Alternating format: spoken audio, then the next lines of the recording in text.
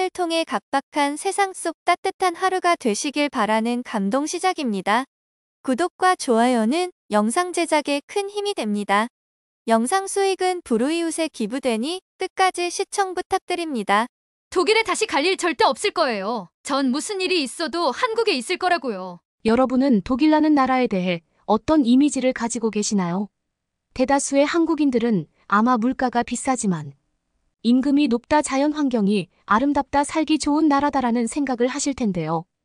오늘 사연의 주인공은 독일에서 한국으로 오는 게 꿈이었다고 하네요. 그토록 한국에 오고 싶었던 이유가 무엇일까요? 오늘의 사연 시작합니다. 안녕하세요. 저는 독일에 살았고 지금은 한국의 서울에서 1년째 지내고 있는 오웬이라고 합니다. 제가 한국에 온 뒤로 한국 분들과 대화할 때마다 꼭 듣는 이야기가 있습니다. 아니, 왜 살기 좋은 독일에서 한국을 왔어요?인데요.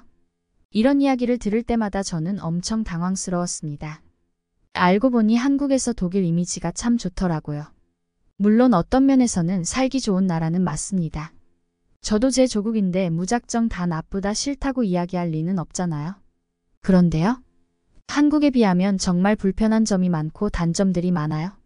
평범한 독일 사람인 제가 봤을 때 이런 천국 같은 나라에서 사는 한국인들이 왜 독일을 부러워하는지 이해가 안 가는 것 투성이죠. 그래서 오늘은 왜 제가 살기 좋은 독일에서 한국을 왔는지 한번 이야기해 보려고 합니다. 우선 독일 사람들의 아시아와 한국에 대한 인식부터 이야기를 해야 할 것 같은데요. 아주 예전부터 꽤 최근까지 독일에서 세련된 아시아 문화라고 하면 일본이 대세였어요. 유럽 사람들이 고정관념처럼 떠올리는 동양풍의 아름다움은 곧 일본이었죠.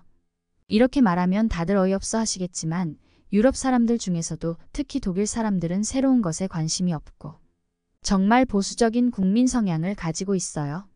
그리고 제가 자국민들을 이렇게 표현해서 좀 불편하게 들리실 수 있지만 특유의 오만함을 가진 나라이기도 하죠. 한국뿐 아니라 아시아에 대한 이해도 자체가 굉장히 수준이 낮습니다. 그러다 보니 짝퉁 식당들도 많아요. 출입번화가에 아시아 식당이 있는데 한국 음식을 판다고 내걸고 있거든요. 근데요? 그냥 짝퉁이에요. 치킨 9조각에 3만 원 가까이 받는 날강도지만 한국식 치킨을 제대로 아는 사람이 없다 보니 꽤나 잘 팔리고 있죠. 게다가 다른 나라로 나와서 객관적으로 바라보게 되니 더 어이없게 느껴지는 유럽 백인 특유의 우리는 우월해라는 태도가 몸에 배어 아시아라면 무조건 자기들보다 가난하고 못 사는 나라인 줄 아는 어이없는 경우도 있어요. 한국이라면 북한을 먼저 떠올리고 아시아는 하나의 나라로 인식했던 게 불과 몇 년 전입니다. 지금은 어떻냐고요? 그렇게 배타적이고 보수적인 독일 사회에도 한국이 정말 많이 스며들었습니다. 개인적으로는 이런 분위기에 독일에 이렇게 한국이 스며든 것 자체가 한국의 문화, 파워가 정말 엄청나다는 증거라고 생각해요. 이슬람 국가도 뚫은 한류라고는 하지만 제 생각에는 이슬람 국가보다 문화적으로 더 침투하기 힘든 나라가 독일 아닐까 하거든요. 이제는 아시아 마트나 식당에서는 K-팝이 익숙하게 나오고 영화 기생충은 독일 전역의 극장에서 인기몰이를 했으며 한국어 수업을 듣는 성인도 늘어나고 있어요. SNS에서 그룹을 만들어 한국 아이돌과 음악을 좋아하는 사람들이 모임을 가지고요. 10대, 20대들은 K-팝과 한국에 빠지며 한국 여행을 가는 것도 꽤나 유행입니다. 이 친구들은 BTS나 한글 단어가 쓰인 티셔츠를 입고 다니기도 해요. 특히 드라마 인기가 큽니다. 이태원 클라스는 청소년층에서 인기가 많았거든요. 다들 한국어 괜찮아를 외치고 다니는 코리아붐을 만들어냈다고 독일 신문에 실렸고 오징어 게임은 아시아 콘텐츠가 쉽게 응하지 못하는 독일에서 유례없는 인기였습니다. 이제 다들 한류를 인정하고 TV 뉴스나 신문에서도 한국이 종종 등장하며 한국에 대한 이해의 폭이 넓어지고 있다고 보시면 돼요. 저는 어땠냐고요? 솔직히 말하자면 저도 한국에 대해서 잘 몰랐던 사람입니다. 한류가 본격적으로 퍼지기 전 다른 독일인들과 다를 바가 없었다고 생각하시면 돼요. 다니던 회사에서 5년 전 한국 지사로 출장을 보냈을 때 한국이 아닌 아시아로 가네라고 생각했으니까요. 장기 출장이라 생활 정보를 좀 찾아보았는데 서울에는 트림이 없다고 해서 그럼 도시간 이동은 어떻게 하지? 확실히 인프라가 독일에 비해 떨어지네 싶어 걱정을 했었을 정도니까요. 그렇게 별 생각 없이 방문했던 한국은 제게 엄청난 쇼크를 주었습니다. 제가 주로 이용하는 국제공항은 시설이 참 좋거든요. 유럽에서도 세계에서도 순위권으로 꼽히는 곳입니다. 기차역과 터미널 이용도 편리하고요. 나름 이용할 때마다 뿌듯하고 자부심이 드는 곳이에요. 그런데 인천공항은 한 수위 덜하고요. 사실 으리으리한 공항시설을 보며 제 예상과 달라 당황스러운 마음이 들기까지 했어요. 제가 유럽에서 이용했던 그 어떤 공항보다 깨끗하고 현대적이며 청결했고 연계된 교통수단을 포함한 모든 일 처리는 빠르고 정확했습니다. 정말 솔직하게 이야기하자면 독일보다 또 유럽의 다른 나라들보다 공항이 좋다는 데에서 그간 내심 품고 있던 아시아에 대한 생각이 와르르 무너지는 느낌이었어요. 한국을 방문하는 외국인들이라면 서울로 진입하기도 전에 이미 인천공항에서 여러 번 충격을 받을 것 같은데요. 저 역시도 마찬가지였습니다. 인천공항의 시설에 입을 벌리고 눈을 굴리다가 와이파이에 연이어 쇼크를 받았는데요. 독일 공항도 와이파이를 제공하긴 해요. 그런데 전화나 문자로 인증을 하거나 탑승권을 인증해서 로그인을 해야 하거든요. 그나마도 4시간만 무료입니다. 4시간이 지나면 7시간이 지나야 다시 접속이 가능하죠. 그러니까 비행기 타기 전에 일찍 도착해서 대기하고 있는데 비행기 지연이 되어 늦게 타게 되면 와이파이를 못 쓰는 겁니다. 그런데 인천공항은 번거로운 절차 하나 없이 무료 와이파이가 팡팡 터지는데 유럽 전역의 그 어느 국가와도 비교 불가한 속도라서 한동안 얼떨떨한 상태였습니다. 뭘 클릭하든 팍팍 뜨는데 내가 지금까지 썼던 인터넷은 뭐지 싶었으니까요. 이어서 서울로 이동하면서 수많은 초고층 건물들과 화려한 시설들을 보며 내가 뭔가 한국에 대해 단단히 잘못 알고 있었구나 싶었죠. 그리고 한 달간 한국을 경험하며 저는 한국에 푹 빠지게 되었습니다. 처음에 가장 놀라웠던 건 24시간 편의점, 늦게까지 여는 마트와 식당 등 생활 전반이 너무나 편했던 거예요. 출장 기간 중 한국 동료들이 제게 알려준 한국어 중에 붉은 불토 같은 단어가 있었거든요. 처음엔 아니 금요일 저녁 토요일 저녁이 왜 특별하지 했는데 어느 순간 저도 즐기고 있더라고요. 한 번씩 이런 내 자신이 너무나 어색하긴 했지만요. 아니 독일 사람들은 저녁에 놀지도 않아 라고 생각하실 텐데요. 한국같이 퇴근 후 쇼핑을 하거나 놀거나 식사를 하는 건 독일에서는 정말 힘든 이야기입니다. 저녁 7시가 되면 모든 마트와 상점이 문을 닫거든요. 하다못해 기차역에 있는 편의점 같은 것도 다 닫아요. 저녁거리가 없다면 저녁 7시 전에는 무조건 장을 봐야 해요. 독일에서 제 직장은 집까지 30분이 걸렸는데 6시에 퇴근해서 집에 가서 짐을 놓고 장을 보러 가면 너무 빠듯하니 어떤 걸 사놔야 할지 미리 계획을 세워놓고 퇴근하자마자 빠르게 달려가서 계획대로 장을 봐야 합니다. 그리고 하나의 슈퍼마켓에서 모든 걸 살 수 없을 경우는 특히 동선을 잘 짜야 하고요. 그래도 그나마 목요일은 저녁 8시까지 슈퍼마켓이 열어줘서 평일에 한 번쯤은 그나마 조금 여유가 있죠. 해는 9시는 되어야 지는데 아직 해가 쨍쨍한 7시에 이렇게 모든 상점이 문을 닫아버리니 가끔 계획이 어그러지는 날은 곤란한 적이 많았습니다. 제가 이런 이야기를 하면 한국 분들은 머리 위에 물음표가 수백 개 올라오실 텐데요. 우선 새벽 배송 시스템을 떠올리시겠죠? 택배도 2주씩 걸리는데 새벽 배송이라니 당연히 독일에 그런 건 없고요. 퇴근하면서 식당에서 밥을 먹거나 배달해서 먹으면 되잖아라고 말씀하실 분들도 계실 텐데 독일의 살인적인 외식 물가를 생각하면 불가능한 일이에요. 맥도날드 세트 메뉴가 3만 원이 좀 넘고 배달 가능 음식점도 드문 데다가 배달 가능 금액이 7만 원이 넘어야 하는데 어떻게 편하게 먹겠어요? 그래서 독일 사람들은 생일이나 기념일 말고는 외식을 거의 안 해요. 아니 못하죠. 그래도 일찍 퇴근해서 저녁 밥 해먹고 쉬는 거 아니냐라고 생각하실 수 있는데 할 일의 양은 정해져 있으니 식사 후 불편한 책상 앞에 앉아 허리를 혹사해가며 작은 노트북으로 일을 더 해야 할 뿐이죠. 아 주말에 장을 보고 여유를 즐기면 안 되냐고 하실 분들을 위해 말씀드리면 그런 건 토요일 저녁 6시까지만 즐길 수 있습니다. 토요일은 오후 6시면 온 도시가 셧다운 된다고 보시면 돼요. 문을 연 곳이 없으니 셧다운이라고 표현해도 딱히 틀린 표현은 아닌 것 같네요. 그리고 이 셧다운은 월요일에 풀려요. 일요일은 거리에 사람도 없고 완전 유령 도시가 됩니다. 그러니까 주중에 필요한 일들은 저녁 7시까지는 무조건 해결해야 하고 주말에 일을 보려면 토요일 6시 전까지 다 처리해야죠. 그런데 한국에 오니까 밤늦게까지 너무나 즐길 것도 많고 생동감이 넘치는 거예요. 주말에 쇼핑도 하고 여유있게 놀러가서 맛있는 것도 먹을 수 있고 외식도 할 수 있다니 정말 환상적이죠. 게다가 글을 쓰고 있는 지금도 침이 고이는데요. 한국의 음식들은 정말 최고라고 생각해요. 독일 사람들이 먹는 음식들은 사실 굉장히 밋밋하고 특색이 없어요. 주로 먹는 게 고기, 감자, 빵, 파스타, 피자, 샐러드 정도입니다. 심지어 베이커리류도 종류가 많지 않죠. 감자와 고기, 시금치를 올린 독일의 일반적인 가정식을 보면 한국 분들은 아마 절로 미간이 찌푸려지실 거예요. 독일 음식이 맛없다는 건 다들 알고 있는데 사실 정말 맛없는 곳은 독일이라고 생각합니다. 독일 지형 특성상 식재료가 빈곤하니 애시당초 음식 문화가 발달할 수가 없죠. 지금은 해물탕, 동태탕 생각을 하면 그 국물 맛에 입을 쩍쩍 다시게 되는데 대다수의 독일인들은 평생 가도 이런 맛을 못 느껴보니 불쌍하죠. 독일에선 먹어봤자 흰살 생선이고 아니면 민물고기인데 흙냄새가 나서 전 생선을 몹시 싫어했거든요. 한국 분들이라면 민물고기도 맛있게 먹는 방법을 알지 않을까 싶은데 독일은 생선 요리라고 해봤자 크림소스, 토마토소스, 소금구이가 끝이니까. 그런데 한국 음식은 재료와 재료들을 섞어 새로운 음식을 만들고 비주얼을 아름답게 만들고 신제품과 신메뉴가 끊임없이 쏟아지죠. 저는 안 먹어본 맛 재료에 엄청나게 보수적이어서 매번 먹는 것만 먹었는데 한국의 다채로운 식문화는 컬처 쇼크 그 자체였어요. 한국의 편리성, 생동감, 맛있는 음식과 함께 결정적으로 제가 한국으로 다시 가야겠다고 결심한 이유는 바로 의료 시스템이었습니다.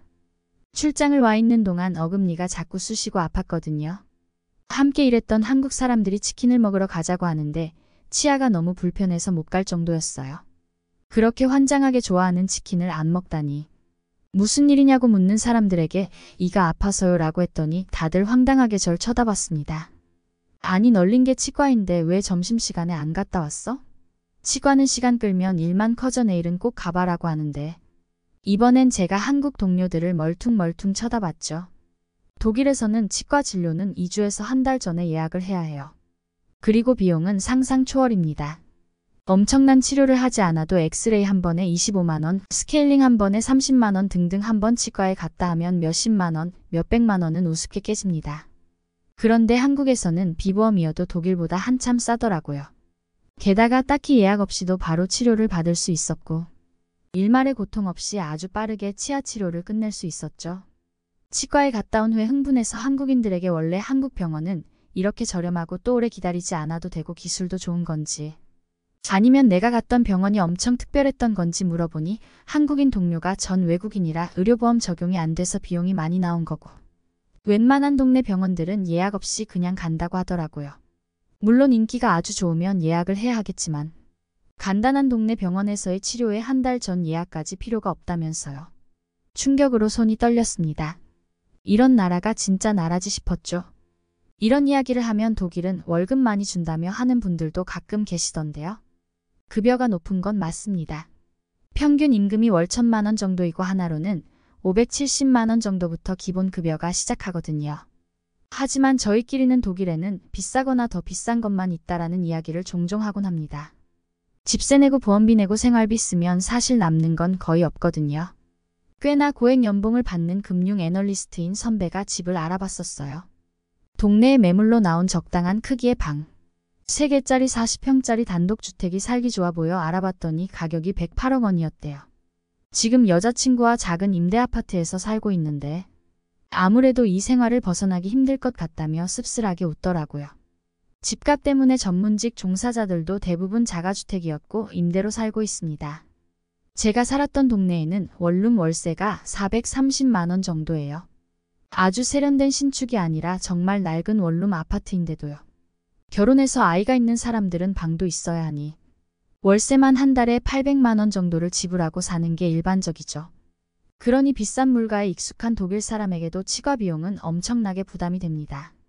나라에서 강제로 가입하는 의료보험이 있긴 있는데요. 보통 성인이면 한 달에 50에서 60만 원 정도를 냅니다.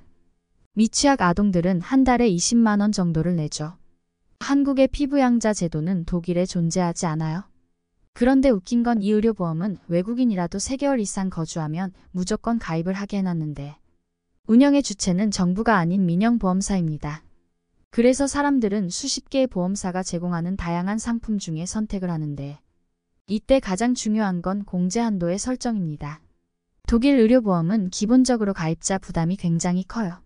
최소 39만 원부터 최대 325만 원까지 공제 한도를 설정할 수 있는데 공제 한도로 설정한 금액까지는 가입자가 병원에 갔을 때 전액을 부담하게 됩니다.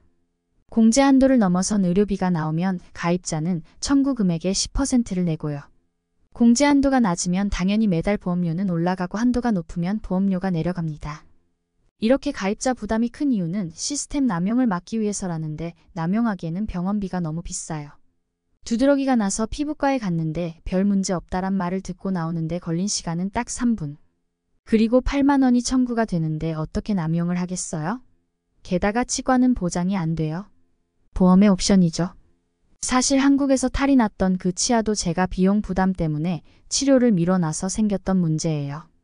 대체 얼마가 나왔길래 그러냐고요. 염증도 많고 신경치료도 필요한 치아가 6개고. 이것저것 따진 후 독일에서 청구된 치료비는 1,560만 원이었습니다. 미친 듯이 전화를 돌리고 인터넷을 찾아 싸다고 소문난 병원을 찾아갔는데 700만 원을 부르더라고요. 그러니 가까운 이웃나라로 치과 진료를 받으러 가죠. 거기는 독일 반값이거든요. 문제는 독일 사람들이 치과 진료를 받으러 하도 가는 통에 예약을 해도 2달을 기다려야 합니다. 그래서 치료를 못하고 있었어요. 독일의 살인적인 지각, 국민 부담이 큰 의료 시스템, 불편한 생활상들이 한국과 하나하나 비교가 되니 정말 못 살겠더라고요.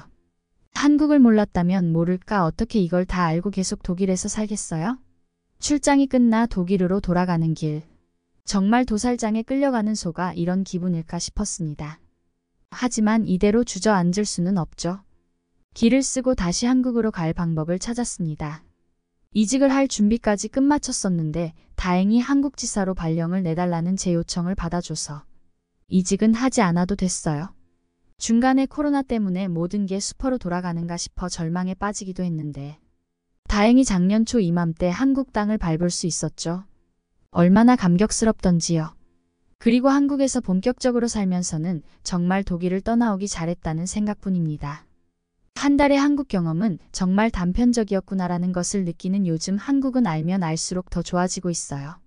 아주 소소하게는 모든 종이 우편으로 날아와 며칠씩 기다려야 하는 독일과 다르게 한국은 휴대폰 인증 같은 것을 통해 제까닥 일을 처리할 수 있다는 것도 참 좋아요. 당장 교통카드만 해도 한국은 바로 살 수 있어서 얼마나 편한데요. 독일은 직접 오피스에 방문해서 신청해도 임시 탑승권을 주고 실물 카드는 우편으로 보내주거든요. 독일에서는 그냥 그러려니 하고 살았는데 한국에 와서 보니 한국의 모든 것들이 가장 최적의 효율성으로 맞춰져 있구나 싶은 거예요. 한국과 비교하면 독일은 대체 왜 그러고 살까 싶은 순간들이 너무 많은데 한국에 대한 제 감상을 들을 때마다 한국 동료들이 경악하는 것도 이제는 즐기고 있어요. 예를 들어 내 한국 집은 방충망이 있어서 좋아라고 했더니 다들 경악하는 그런 순간들이요. 독일은 집에 방충망이 없어서 손바닥만한 거미가 집으로 들어오거든요. 한국 동료들이 경악할 때마다 저는 웃기면서 좀 슬프기도 한데 이런 걸 한국 사람들이 우프다라고 한다는 것도 배웠어요. 온지 겨우 1년째이지만 반한국인이 된 느낌입니다. 먼 남은 외국인데 어쩜 이렇게 마음에 쏙 드는 나라가 있을까 싶은데요. 역동적이고 살아있는 나라이고 변화가 빠른 액티브한 한국이 너무나 사랑스러워요. 독일으로는 절대 돌아가지 않을 거라는 결심으로 요새 열심히 한국어 공부 중인데요. 언젠간 유창한 한국어로 다시 한번 한국 생활의 감상을 전하겠습니다. 오늘은 한국 출장 이후 한국에 푹 빠져 한국으로 온 독일 여성의 사연이었습니다. 최근에 비트코인이 급등하면서 엘살바도르의 국가 경제가 급상승해서 좋아졌다는 뉴스가 나왔습니다. 그렇게 최근에 중국과 한국을 여행하게 된 엘살바도르 여대생들이 그동안 속았다면서 분노하고 있는데요. 뭐야, SNS에서 보던 거랑 완전히 다르잖아. 내가 알던 게 다 거짓이었던 거야. 과연 엘살바도르 여대생들은 무슨 일을 겪었던 걸까요? 안녕하세요. 저는 엘살바도르에서 대학에 다니고 있는 샤르페라고 합니다. 평소에 항상 새로운 경험을 하는 걸 좋아하는 편인데요. 그래서 혼자 여행을 자주 다니는 편이고 여행을 하면서도 엘살바도르가 아닌 다른 나라의 생활 문화와 다른 언어들, 그리고 다른 생각을 가진 사람들을 만나는 걸 즐기는 활동적인 성격을 가지고 있습니다. 방학이 얼마 남지 않은 어느 날 저는 휴대폰 SNS에서 굉장히 신기한 걸 봤는데요. 원래 새로운 뭔가를 보는 걸 워낙에 좋아해서 여러 나라들의 SNS 팔로우를 다 해놨거든요. 그러다가 중국의 무인 시스템 점포들을 보게 되었는데요. 사람도 없이 무인으로 가게를 운영하고 첨단 디지털화된 시스템이 모든 걸 제어한다고 하더라고요. 엄청 신기하게 봤었죠.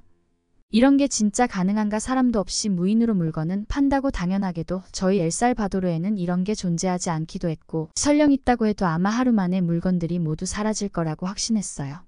그런데 이런 문제들이 전혀 없게 완벽하게 시스템이 구현되어 있다고 하니까 어떻게 운영되는지 되게 궁금해졌죠. 제가 또 궁금한 건 못 참는 편이라 방학이 되는 대로 중국을 가보는 걸로 결정했습니다. 친구들과 이야기하다가 이번 방학에 중국에 여행 다녀올 거라고 말했더니 친구들이 이렇게 말하더라고요. 중국이 미국 다음으로 경제 대국이고 요즘 기술력도 세계 최고 수준에 도달했다더라. 중국 여행을 나도 가고 싶은데 같이 가도 될까? 이런 말에 저는 당연히 좋다고 이야기했고 그렇게 친구와 저는 중국 여행을 갈 날만 손꼽아 기다렸어요. 그렇게 중국으로 떠나는 날이 다가왔고 우리는 설레는 마음으로 중국으로 향했습니다. 도착하고 기분 좋은 마음으로 입국 심사장으로 갔어요. 입국 심사장에는 사람들이 엄청 많았고 줄도 길었죠.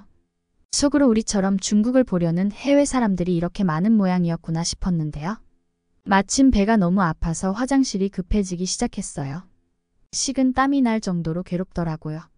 안 되겠다 싶어서 친구한테 어차피 줄이 기니까 화장실에 좀 다녀오겠다고 하고는 화장실로 달려갔습니다. 하지만 화장실에 들어서자 전 조금 당황하게 되었는데요. 들어가자마자 정말 구역질 날 정도로 역한 냄새가 진동을 했었기 때문이었어요. 너무 급해서 그러려니 하고 숨을 참고 변기칸에 들어가는데 전 정말 기절하는 줄 알았잖아요. 변기가 없었기 때문이었어요. 쭈그려 앉아서 볼일을 봐야 하는 형태로 되어 있었죠. SNS에 디지털 강국이고 첨단 시스템들이 중국을 감싼다고 홍보된 걸 봤는데 다른 데도 아닌 공항 화장실이 이 정도면 대체 이게 맞는 건가 의구심이 들기 시작했어요. 정말 지옥 같은 화장실을 겨우 벗어나 다시 친구에게 돌아갔는데 친구 표정이 나빠 보였어요. 왜 그래 무슨 일 있었어 하고 물어보니 내가 화장실에 간 사이 단 한 걸음도 움직이지 못했다고 입국 심사가 너무 늦어서 짜증이 났던 거예요.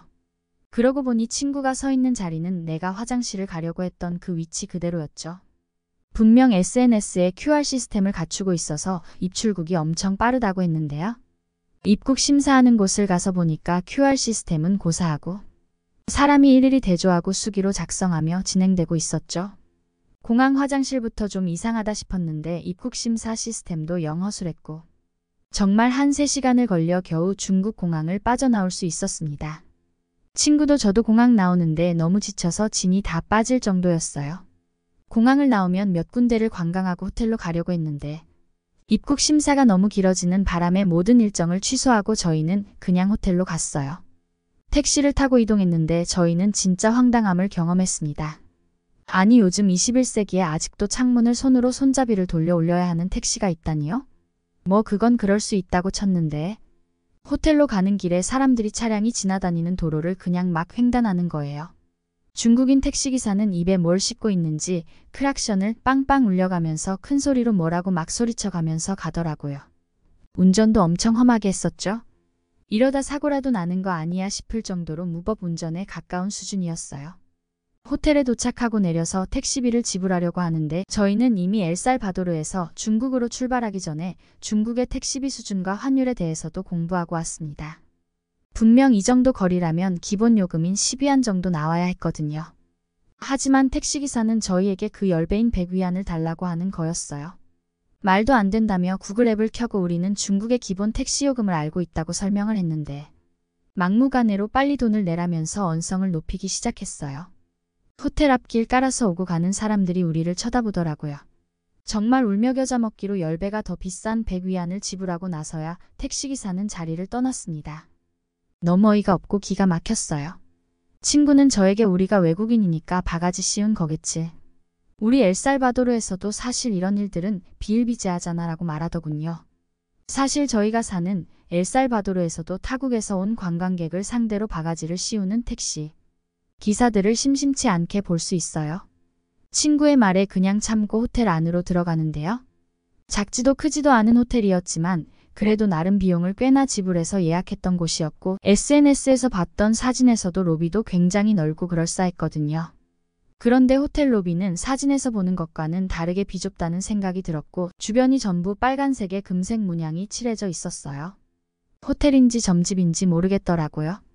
한참을 호텔 로비에서 기다리는데 호텔 직원으로 보이는 사람이 나타나질 않았어요. 뭐지 왜 호텔에 직원이 없는 거지 하고 호텔 로비를 두리번거렸는데 로비 안쪽의 작은 방 안에서 중국인으로 보이는 호텔 직원 2명이 밥을 먹고 있었죠. 그 모습을 보고 저는 저기요 하고 불렀는데요. 제 목소리를 듣자 한 중국 직원이 제 얼굴을 쳐다보더니 보는 둥 마는 둥 신경도 안 쓰더라고요. 옆에서 지켜보던 친구가 화가 나서 큰 소리로 중국 직원들을 불렀는데요. 그랬더니 중국인 직원 하나가 입에 먹을 걸 잔뜩 넣어서는 손가락질을 저희에게 하면서 뭐라고 막 하는 게 아니겠어요? 번역 앱을 켜서 우리는 여기를 예약했고 방을 배정받기를 원한다고 했더니 알아듣지도 못할 중국말로 막 뭐라고 하고는 방 번호가 적혀있는 키를 내어주더군요. 너무 어이가 없어 황당했지만 일단 짐을 풀어놓고 배라도 채워야 했기에 호텔 방으로 찾아갔습니다. 당연히 호텔 직원의 안내 따위는 없었어요. 호텔 방 안으로 들어가서 저희는 1분 만에 다시 나와버렸는데요. 왜냐하면 방에 들어가자마자 기분 나쁜 냄새들이 코를 자극했고 이불은 정리되어 있었지만 머리카락에 알 수 없는 이물질로 누랬거든요. 이게 뭔가 싶었어요. 창문에 커튼을 열었는데 창문 모서리에 거미줄도 있었고 창문 밖 풍경은 더 가관이었는데요. 창문 밖에 보이는 건 한참 공사를 하는 듯한 회색 건물이었기 때문이었어요. 분명 SNS에 중국의 모든 도시가 첨단 디지털화되어 있고 생활 인프라 역시 세계에서 손꼽힐 만큼 우수하다면서 그렇게 광고를 하고 있었는데 모든 게 다 거짓이었던 거예요. 친구와 저는 그 자리에서 호텔을 그냥 나와서 중국을 떠나기로 했습니다. 단 한순간도 더 있고 싶지 않아서였죠. 제가 가지고 있던 중국에 대한 환상이 완전히 깨진 것 같은 기분이었어요.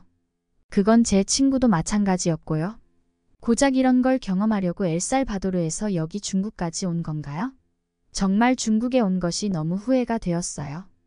다시 중국 공항에 도착해서 저희는 망연자실했습니다. 여행 온 당일날 이런 일을 겪고 다시 공항으로 돌아왔으니 그럴 수밖에 없었죠. 친구는 옆에서 너무 속상하다면서 눈물까지 보이더라고요. 엘살바도르로 다시 돌아가야 하나 고민하다가 중국하고 가까운 나라가 어디가 있지 하며 휴대폰을 켰습니다.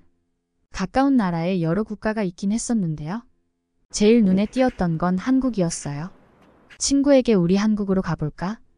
라고 이야기를 했는데 한국도 중국과 같은 아시아 국가인데 여기처럼 별로면 어쩌려고 하며 거절했죠. 그래도 엘살바도르에서 큰 마음 먹고 나왔는데 후회하더라도 한번 가보기는 하자라고 하고는 친구와 함께 바로 한국으로 떠났습니다. 인천공항에 도착했다는 안내 멘트가 비행기에서 흘러나왔고 저희는 곧바로 공항으로 들어섰는데요. 친구와 저는 일단 가던 걸음을 멈추고 주변을 살피기 시작했었어요. 왜냐하면 우리가 한국에 도착한 게 정말 맞는 건지 확인하기 위해서였는데요. 공항이 너무 압도적으로 크고 웅장했었는데 정말 믿기 힘들 정도였어요. 중국 공항은 비교할 곳도 못되고 우리 엘살바도르 공항보다도 훨씬 현대적이고 규모가 대단했습니다. 놀란 가슴을 진정시키고 입국 심사장으로 향했는데 공항 직원들은 보이지도 않았고 모든 시스템들이 최첨단 전자식으로 구현되어 있었어요. 여권에 있는 QR코드를 기계에 대기만 하니 자동으로 입국 심사가 끝나버렸고 시간이 채 10분도 걸리지 않았죠. 한국은 공항의 모든 곳들이 최첨단화되어 있던 거였어요. 심지어 관광객을 상대하는 것도 공항 로비를 돌아다니는 로봇들이 담당하고 있었죠. 정말 믿기 힘든 순간들이었어요. 아니 경제대국이라던 중국 바로 옆에 있는 작은 아시아 국가인 한국이 이 정도의 엄청난 기술을 가진 나라였다니 저희는 충격받을 수밖에 없었습니다. 한국에 도착하고 나니 친구와 저는 배가 엄청 고팠어요. 엘살바도르에서 중국으로 갔다가 식사를 못하고 바로 한국으로 도망치듯 오다 보니 한 끼도 못 먹었죠. 그뿐이겠어요. 호텔 예약은 물론 한국에 대한 정보 자체가 아예 없었습니다. 그래서 공항에 인포메이션으로 가서 자초지종을 설명했더니 공항 직원이 굉장히 밝은 표정을 하면서 저희를 친절하게 대응해 주었는데요. 그 모습을 보던 친구가 제 옆구리를 툭 치더니 한국 여자분들은 되게 피부가 곱고 예쁘지 않아라면서 놀라워하더라고요. 한국인 공항 직원 여성분은 친구 말대로 피부도 하얗고 굉장히 미인이었어요. 그러고 보니 주변에 돌아다니는 젊은 한국인이 모두 미남 미녀였고 심지어 중년 남자분들도 어찌나 신사 같은 모습들을 하고 있는지 꼭 모델들만 사는 나라 같았죠. 저희 엘살바도르만 해도 60대 중후반이면 일단 배가 임신한 것처럼 잔뜩 나오고 몸에 어찌나 털들이 많은지 팔뚝과 배까지 덥수룩하거든요. 어떤 분들은 티셔츠가 배 위로 말려 올라가 배꼽이 다 보이는 경우도 종종 볼 수 있었는데 한국의 중년 남성분들은 깔끔한 캐주얼 복장에 피부도 좋아 보였고 절대 60대 중후반의 나이처럼 보이지 않았습니다. 공항 직원분은 안내지도와 바로 예약할 수 있는 호텔 목록까지 친절하게 알려주셨고 그 자리에서 저희는 숙소를 예약하고는 택시를 타고 송도에 있다는 한 호텔로 이동할 수 있었는데요. 택시기사분은 60대 초중반의 중년 남성분이셨는데 영어를 엄청 유창하게 구사하셔서 깜짝 놀랐습니다. 저희가 가지고 왔던 짐도 트렁크에 친절히 실어주시고는 호텔로 가는 내내 한국에 대해서 설명해 주시면서 좋은 여행이 되었으면 좋겠다고 하더라고요. 호텔에 도착해서 너무 친절하게 대해주신 고마움에 돈을 조금 더 드리려고 했는데 한국인 택시기사분은 한사코 거절하시면서 그저 한국에서 멋진 여행을 하고 돌아간다면 그걸로 이미 보너스를 받은 거라면서 인사해 주시고는 가셨어요. 친구와 저는 진작에 중국이 아닌 한국으로 우리가 여행을 왔으면 더 기분 좋게 여행을 할 수 있었을 텐데 하고 중국에 갔던 걸 후회했습니다. 저희가 갔던 송도라는 곳은 엄청 미래도시 같은 곳이었어요. 호텔에서도 저희를 너무 극진하게 대해주셨고 호텔 로비부터 룸까지 모든 게 현대식화되어 있었고 완벽했죠. 호텔에 도착하고 짐을 풀었을 때는 시간이 매우 늦었어요.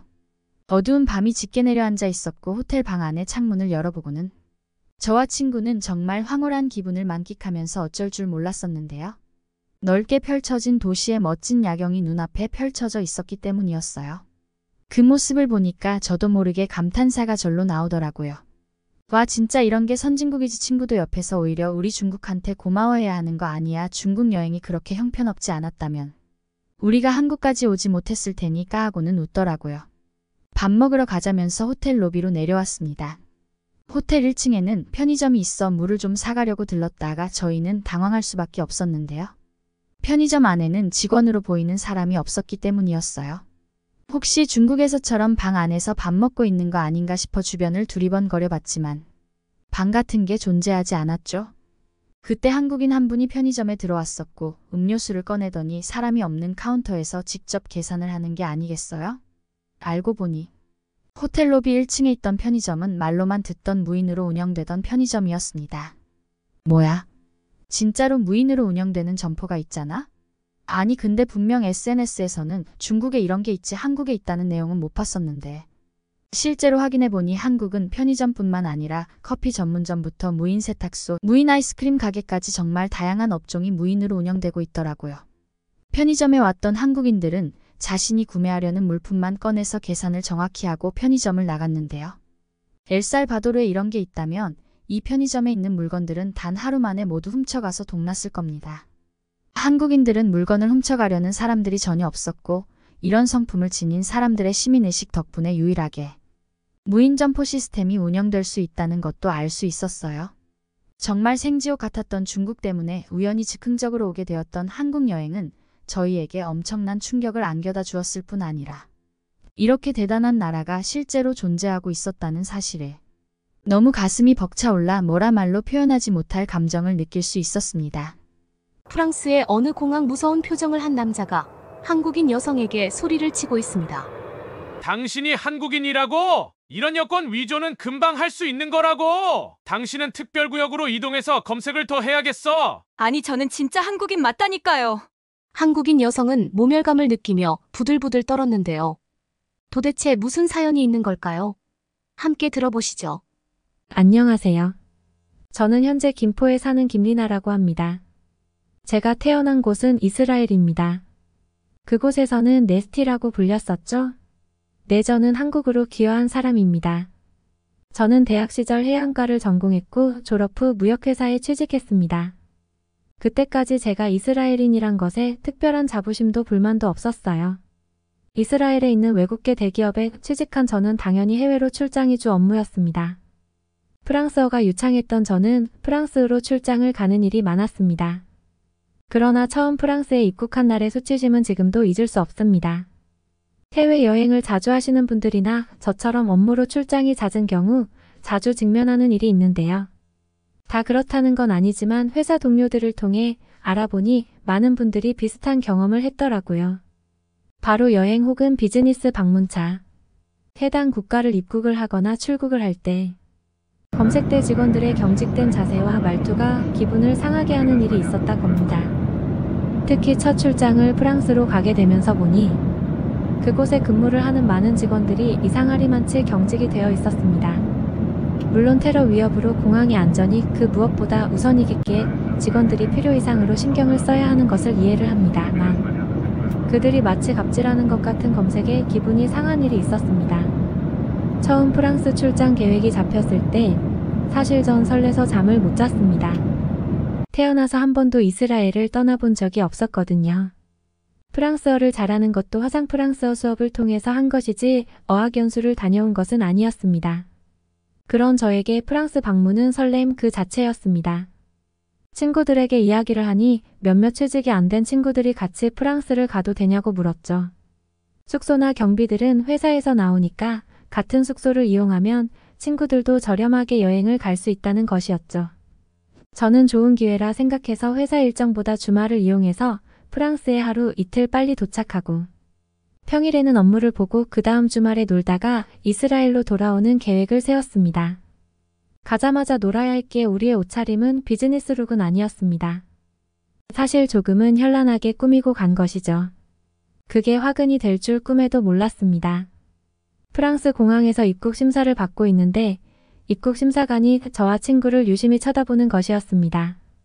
그리고는 특별구역으로 가라는 이상한 말을 하는 것이었습니다.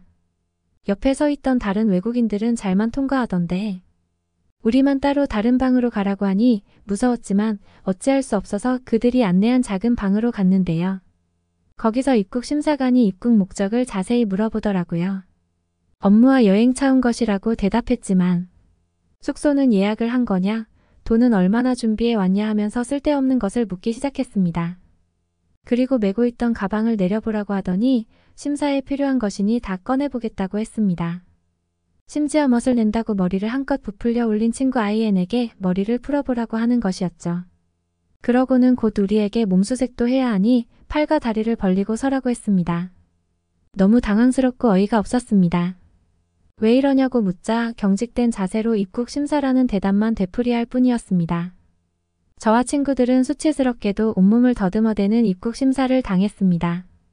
아이엔의 머리는 다 헝클어졌고 가방에 있던 핸드크림까지 모두 다 까발려져 버렸죠. 이 시간 이상의 질문이 끝나고는 이제 가도 좋다는 대답을 들을 수 있었습니다.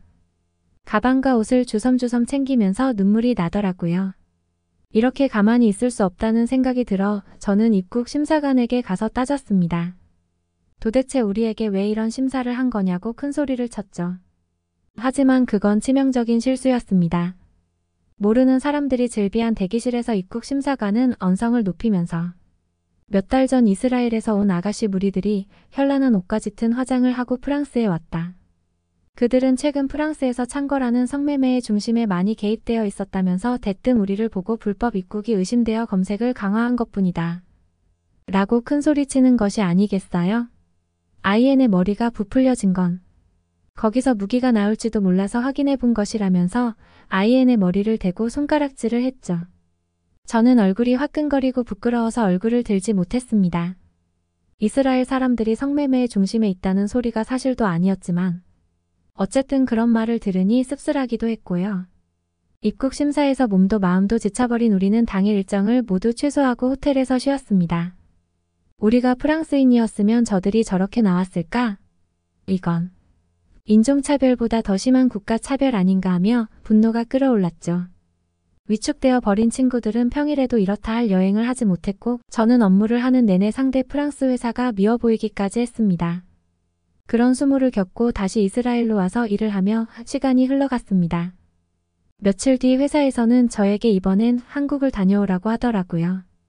프랑스에서의 충격이 채 가시지도 않았는데 또 출장이라니 마음이 불편했습니다. 게다가 한국은 또 무슨 일이 생기는 걸까 괜히 걱정되어 저는 친구들과 가지 않고 오로지 업무만을 생각해서 한국을 갔고 저녁 시간이 되어 김포공항에 도착했습니다. 하지만 한국의 입국 심사대는 프랑스와 달랐습니다. 입국 심사관들이 검색을 하기는 하지만 인상들이 나쁘지 않았어요. 속으로는 저녁 시간이라 지쳐서 그런 걸까 하는 생각도 들었죠. 한국은 물건과 몸을 스캔하는 장치를 골고루 쓰면서 다소 요란해 보이는 옷차림도 그렇게 신경 쓰지 않았어요. 한국은 테러가 없는 곳이니까 좀 약하게 하나 싶었는데요. 놀랍게도 특별한 배려까지 있었습니다. 제 앞에 백발 할머니 한 분이 마스크를 쓰고 계셨죠. 나이가 들어 바이러스에 노출되면 건강이 악화된다고 마스크를 쓰셨다면서 얼굴 확인할 때만 마스크를 잠시 벗고 줄곧 끼고 계셨어요. 그리고 할머니는 건강의 이유로 한국에서 진료를 받으러 왔다고 하면서 가방 안에 있는 작은 튜브에 들은 약들을 미리 설명하시더라고요. 다들 아시다시피 기내에는 튜브 크기가 일정 용량이 넘어가면 반입이 금지되어 있어요. 화학 테러를 막기 위해서이죠. 할머니가 가진 튜브는 애매한 크기인데다 여러 개가 있으니 조금 이상해 보이긴 했습니다.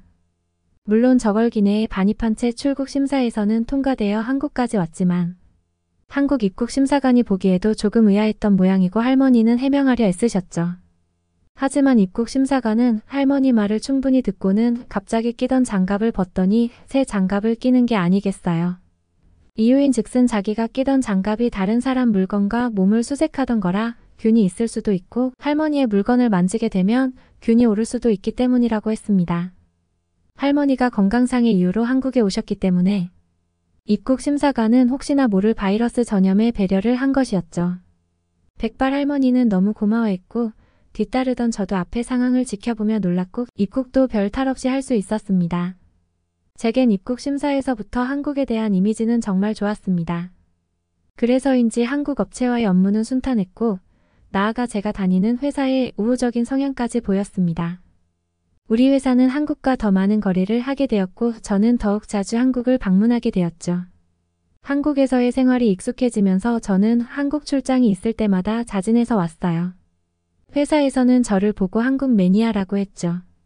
한국과의 거래가 많아질수록 처음엔 2주 3주씩 머무르던 일정이 한 달, 3달 반년씩 길어졌습니다. 그러다가 외국계 회사이니만큼 한국에 지사를 두는 것에 대해 검토하게 되었고 몇 달 후 저는 한국 지사에서 아예 파견 근무를 하게 되었습니다. 한국의 거래 업체와도 일이 잘 풀리면서 자주 식사를 하는 날이 생겼어요. 그러더니 부장님께서 혹시 남자를 만나볼 생각이 없냐고 하셨어요. 왜 없었겠어요? 이미 20대 후반을 달리고 있던 저는 연애를 하고 싶었습니다. 하지만 마땅히 소개받을 곳이 없는 집순이다 보니 남자친구를 만날 생각을 못했거든요. 저는 한국 회사 부장님의 제안을 감사하게 넙죽받았습니다. 며칠 지나 저보다 4살 많은 30대 초반의 착하고 성실한 직원을 소개받았어요. 그리고 1년 반 정도 사귄 후 서로를 많이 알게 되고 신뢰가 쌓여 결혼까지 갔습니다. 2년의 결혼 생활 후 아이를 가질 계획을 가지면서 저는 귀화를 신청해서 대한민국 국민이 되었습니다. 한국인 부부로 사는 것이 저에게도 아이에게도 더 좋을 거라고 생각했어요. 게다가 한국은 요즘 선진국으로 인정받기 시작하고 세계 문화를 주도하고 있는 문화 강국이다 보니 마다할 이유가 없었습니다. 저의 결혼은 다니던 회사에서도 반기는 눈치였죠. 한국 지사에 안정적으로 근무하는 사람이 생긴 거니까요. 그러던 어느 날 회사에서 급한 연락이 왔습니다. 프랑스 업체를 담당하고 있는 요한나가 출산이 임박해 와서 출장이 어렵게 되었고 지금 현안이 되어 있는 일이 있기 때문에 프랑스에 종종 다녀와 봤던 저에게 프랑스 출장을 의뢰하게 된 것이죠. 프랑스 장기 출장이라는 것이 싫었지만 회사에 소속된 몸인이 안 갈 수도 없는 노릇이었습니다. 때마침 남편도 바쁠 시즌이라 각자 일에 좀 더 매진하기로 하고 저는 혼자 프랑스를 가기로 했습니다. 프랑스 공항에 도착하여 입국 심사를 받으러 줄을 서는데 앞쪽을 보고 깜짝 놀랐습니다. 처음 프랑스에 갔을 때 나에게 모욕감을 주었던 그 입국 심사관이 앉아있는 게 아니겠어요? 몇 년의 시간이 흘렀지만 저는 그를 단번에 알아볼 수 있었습니다. 그분은 여전히 권위적인 자세, 경직된 태도, 의심 가득한 눈초리로 심사를 하고 있었죠. 그때와 달리 단정한 복장을 한 자은 더 이상 그런 일이 생기지 않을 것이라 믿고 있었습니다. 그리고 그가 무시했던 이스라엘 국적도 아니고 이젠 대한민국 국민이니까요. 제 차례가 오자 저는 당당하게 여권을 보여주었습니다. 입국 심사관은 저의 여권을 앞뒤로 살펴보고 신분사항이 적혀있는 쪽을 한참을 보았습니다. 그러더니 저를 위아래로 여러 번 훑어보는 것이 아니겠어요? 그 행동만으로도 저는 얼굴이 갑자기 빨개졌습니다. 예전의 기억이 나서요. 그런 제 모습이 그의 의심을 증폭시켰던 겁니다. 그는 어떻게 서양인의 모습을 하고 있으면서 한국인이냐고 물어보았습니다. 저는 침착함을 유지하며 한국으로 귀화했고, 그건 대사관에 확인하면 바로 알 수 있는 일이라고 했죠. 하지만 그도 물러서지 않았어요. 이 정도 여권의 위조나 변조는 쉬운 일이라며 특별구역으로 가서 대기하라고 하는 거 있죠? 저는 특별구역이란 말만 들어도 노이로제에 걸릴 것 같습니다. 너무 화가 나서 입국 심사관에게 소리쳤죠. 특별구역에 가 있겠다. 하지만 대사관에 확인한 결과 내가 한국인인 게 맞으면 나에게 공개 사과할 각오를 해라고 말이죠. 제가 좀 세게 나오자 그도 잠시 쭈뼛쭈뼛하더라고요. 분이 가라앉지 않았고 그가 여권을 확인하고 오면 얼마나 쏘아붙일지만 생각하고 있었죠. 10분이 채 되지 않아 입국 심사관은 난감한 표정으로 저에게 다가왔습니다. 그리고 어쩔 줄 몰라 하면서 저에게 정중히 사과를 했습니다. 죄송합니다. 한국인인 줄 미처 몰랐습니다. 피부색과 이목구비, 헤어 컬러로 봐서는 도저히 한국 사람으로 보기는 어려웠다고 하더라고요. 저는 귀여자들도 많은데 외모만으로 국적을 판단하는 것이 아니라고 그에게 강하게 말했습니다. 그는 테러비상 태세가 강화되다 보니 자신도 일주일에 한 번 이상은 심사를 철저히 하도록 교육을 받는 상황이고 특히 신분 세탁한 사람들의 일반적인 패턴도 귀화한 여건을 가지고 온다면서 그런 분위기상 자신도 예민해졌다고 하더라고요. 동시에 저에게 진심 어린 용서를 구했어요. 저도 입국 심사관의 말을 듣고 보니 그 상황도 알겠더라고요. 그래서 입국 심사관에겐 다음부터는 부드럽게 행동해줬으면 좋겠다고 말하고 나오긴 했습니다. 몇 년 전 입국 때 몇 시간을 붙잡아두고 목욕을 주면서도 사과하지 않던 사람이 지금 저렇게 정중히 사과를 하고 나니 마음이 풀리더라고요. 쪼잔하게 들릴지 모르겠지만 약간 통쾌했어요. 그렇게 저는 프랑스 출장을 잘 마무리하고 왔습니다. 잘 사는 나라의 국민은 대접이 다르구나 하며 한국으로 귀화하길 잘했다고 생각이 들어요. 앞으로 한국이 지금처럼 계속 잘 사는 나라였으면 좋겠습니다. 이제는 한국인이 되신 리나 씨. 네스타라는 이름으로 살면서 겪은 불합리한 일은 잊으시고 리나라는 이름으로 좋은 일만 가득하길 바랍니다. 여러분은 어떻게 보셨나요? 응원과 격려의 한마디씩을 댓글로 남겨주시기 바랍니다. 사연자분들께 전달해드리겠습니다. 감동 시작은 실제 사연 제보를 받고 있습니다. 채택되신 분께는 작은 선물도 보내드리고 있습니다. 저희의 사연이 여러분의 하루의 작은 힘이 될 수 있었으면 좋겠습니다. 감동적인 사연을 주변 분들과 이야기 나눠보세요. 더욱더 좋은 영상으로 다시 찾아뵙겠습니다.